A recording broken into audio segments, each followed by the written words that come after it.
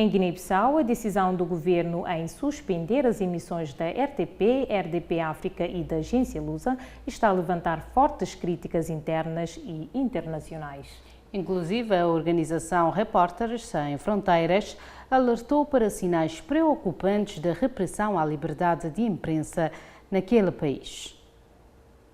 A decisão foi anunciada na passada sexta-feira, 15 de agosto, quando as autoridades guineenses ordenaram a suspensão imediata das emissões da rádio e televisão públicas portuguesas e da agência de notícias Lusa. Desde então, os serviços estão fora do ar no país, sem qualquer explicação oficial. Para Repórteres Sem Fronteiras, trata-se de um passo grave. A diretora do Escritório para a África Ocidental, Sadibou Marong, considera a medida um sinal preocupante para o pluralismo e para o direito à informação. Em declarações à imprensa, sublinhou que a suspensão pode servir como um aviso e aumentar uma autocensura entre os jornalistas locais, num momento particularmente sensível, já que a Guiné-Bissau se prepara para as eleições presidenciais. A Repórteres Sem Fronteira lembra ainda que este episódio não é isolado. O correspondente da RTP África, Valdir Araújo, foi recentemente agredido por indivíduos não identificados e a organização exige uma investigação transparente e defende medidas urgentes para garantir a proteção dos profissionais da comunicação social. A controvérsia tem gerado reações dentro e fora do país. Em Portugal, o governo expressou repúdio pela decisão, enquanto a Liga Guineense dos Direitos Humanos classificou o ato como um ataque contra a liberdade de imprensa e contra o Estado de Direito. Entretanto, em visita oficial a Cabo Verde, o presidente guineense recusou comentar o assunto, limitando-se a afirmar que o problema é entre Guiné-Bissau e Portugal. Já em Angola, 2 cidadãos russos e 2 angolanos estão em prisão preventiva suspeitos de financiar ações subversivas e campanhas de desinformação. As autoridades afirmam ter comunicado o caso a Moscovo. As autoridades angolanas anunciaram a detenção de 2 cidadãos russos e 3 angolanos acusados de tentar promover atos subversivos e de financiar campanhas de desinformação no país. Segundo o Serviço de Investigação Criminal, os russos, um de 38 anos e um de 64, seriam membros da organização Africa Politology, suspeita de fomentar agitação política e manipular a opinião pública. De acordo com o porta-voz do Serviço de Investigação Criminal, Manuel Alaiua, o grupo teria financiado jornalistas, políticos e organizações não governamentais, além de apoiar manifestações encenadas.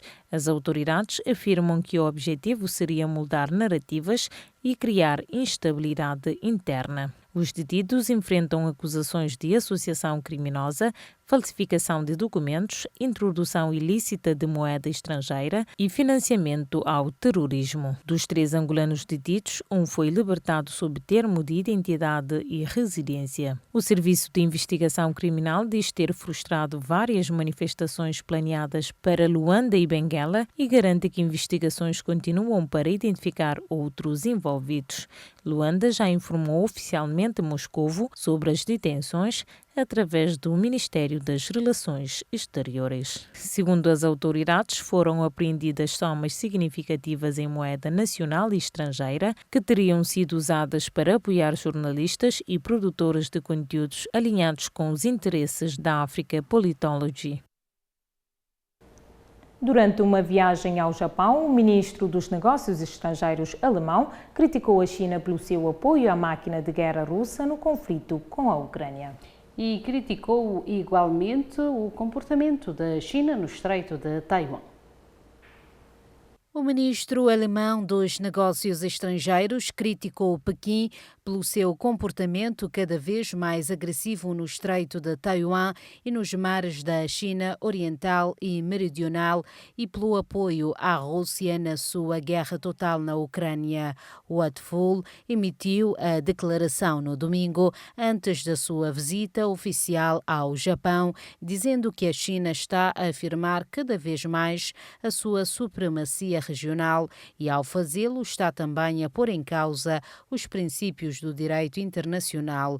Após conversações com o seu homólogo japonês, acrescentou nesta segunda-feira que qualquer escalada neste centro sensível do comércio internacional teria graves consequências para a segurança global e a economia mundial.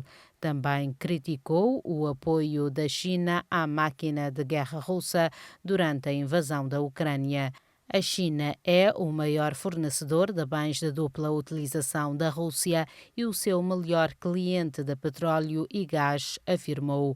As suas palavras suscitaram uma reação dura de Pequim, que acusou a Alemanha de incitar ao confronto e aumentar as tensões. As tensões entre a China e outras potências da região Ásia-Pacífico aumentaram recentemente devido a reivindicações territoriais.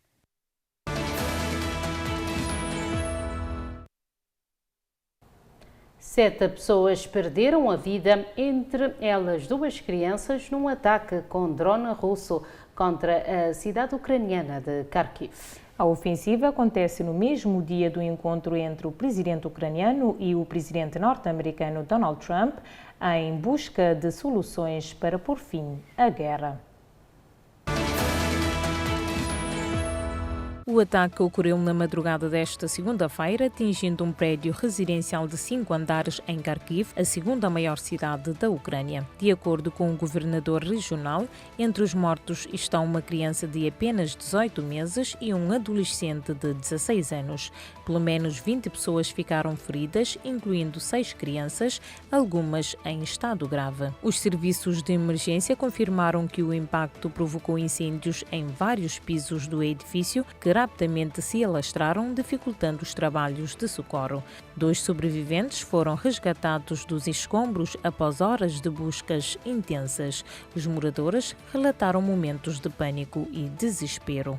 O ataque coincidiu com a presença do presidente ucraniano Volodymyr Zelensky em Washington, onde participa de uma reunião em Casa Branca ao lado de líderes europeus e do presidente norte-americano Donald Trump. O encontro tem como objetivo discutir estratégias diplomáticas e militares para travar a ofensiva russa e delinear caminhos para um cessar-fogo duradouro. Enquanto as negociações decorrem a milhares de quilómetros de distância, a realidade no terreno continua a ser marcada pela violência e pela perda de vidas inocentes, com Kharkiv mais uma vez a sofrer o peso da guerra.